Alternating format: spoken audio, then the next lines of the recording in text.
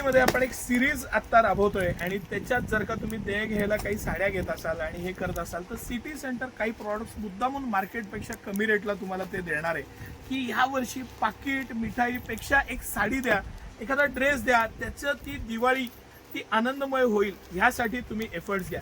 असंच एक प्रॉडक्ट 599 रुपयात ही ऑर्गॅन्झा साडी मी तुमच्यासाठी आणलेली आहे.